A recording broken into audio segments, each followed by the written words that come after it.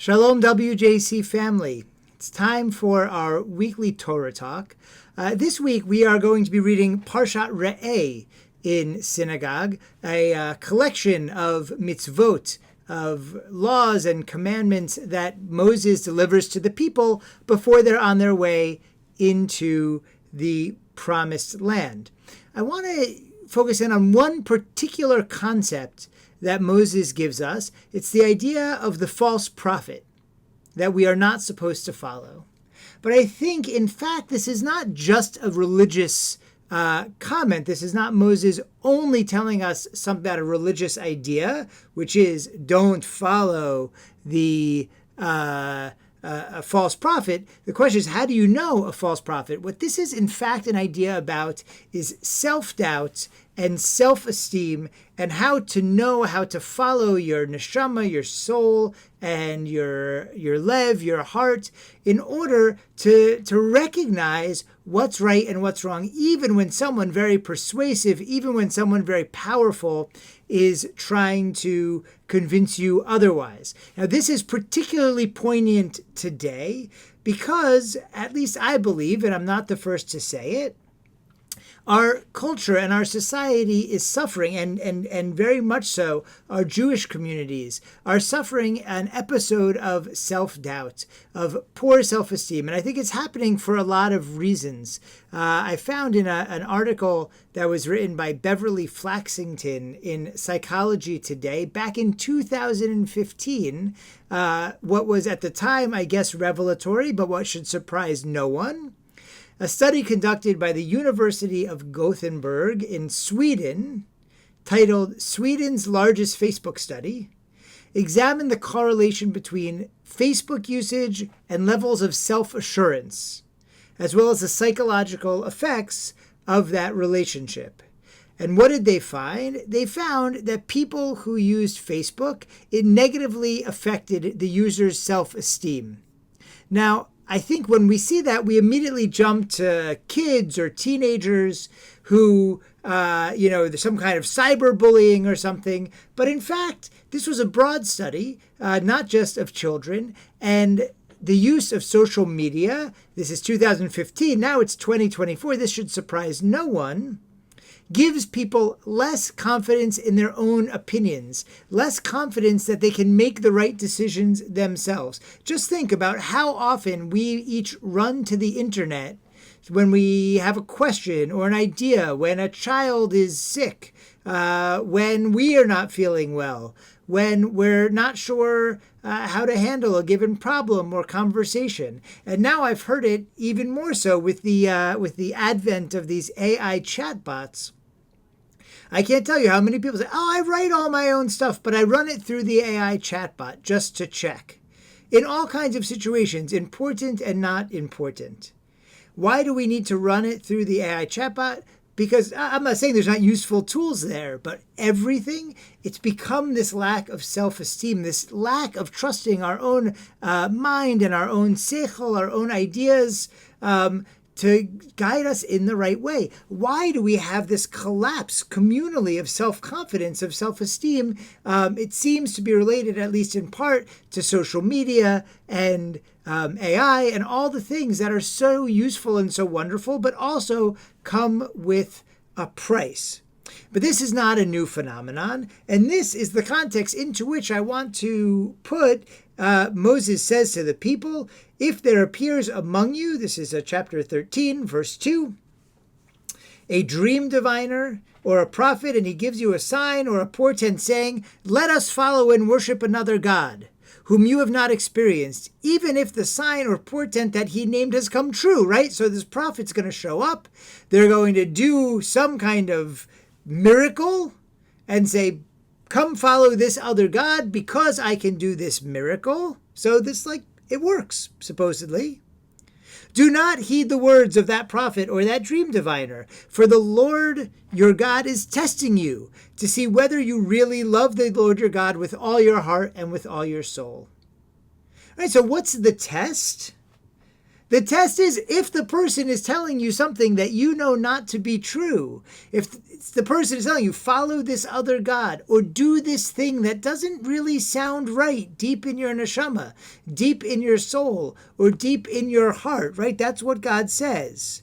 He's testing your neshama and your heart, right? Ultimately, we know what's right and wrong. Ultimately, we should trust the tools that God gave us in this world, not to mention the myriad resources that we now have in the modern world to solve problems, to know right from wrong, to be able to tell if something doesn't smell right, maybe it isn't right. All those things are the same tools that God wants us to employ when we are faced with a false prophet.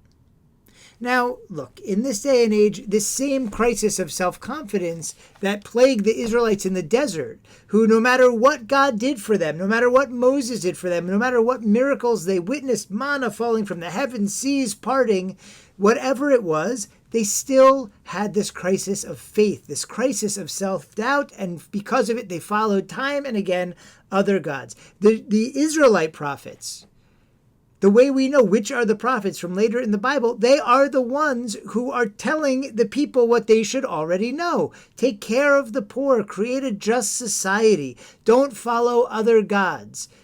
Simple. What makes them a prophet? It's hard to say. I mean, they say, God says, don't follow other gods. God says, be better as a society. God says we should take care of the ones who are the most vulnerable around us. That doesn't sound like prophecy to me. It sounds like simple common sense.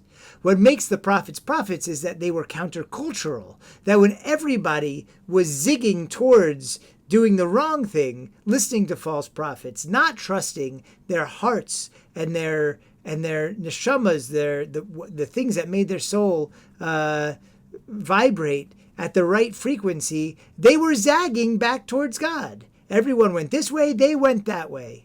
And that way was the right way, but it was countercultural. So too Judaism is countercultural. We are bombarded by messages. We should do this and we should do that. We should believe this and we should believe that.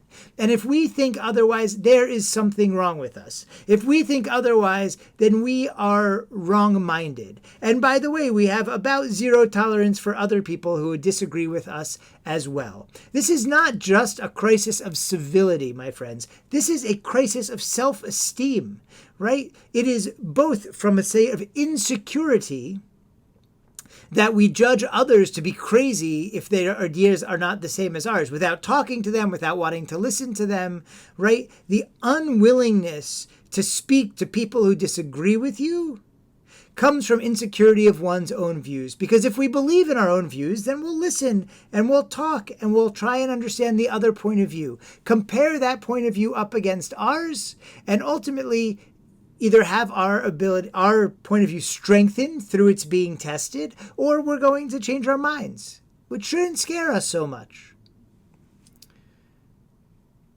And so too, our willingness to follow things that just don't sound right and don't feel right comes from our own lack of self-esteem, our own insecurities. But the Torah tells us here in Parshat Re'eh, God gave us a soul that tells us what's right and wrong. God gave us a heart that can discern good and bad. Sometimes we need to trust ourselves. Sometimes we need to trust the tradition of our Torah, the great gift that God gave us, as a measuring stick to measure all of these other ideas against. Now, look, I don't know if it's just social media and AI and all these things that are making us have this crisis of self-esteem, this crisis of doubt, but I'm sure that they are not helping.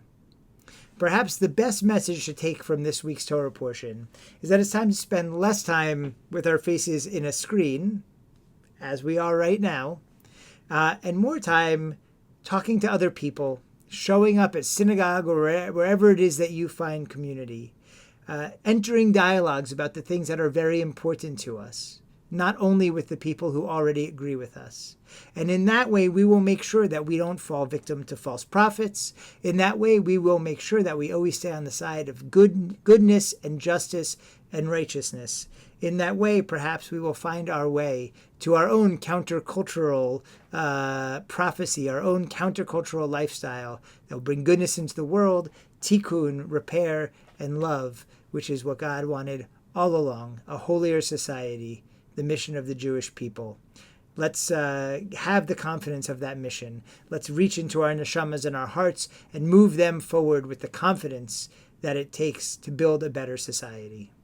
Shabbat Shalom.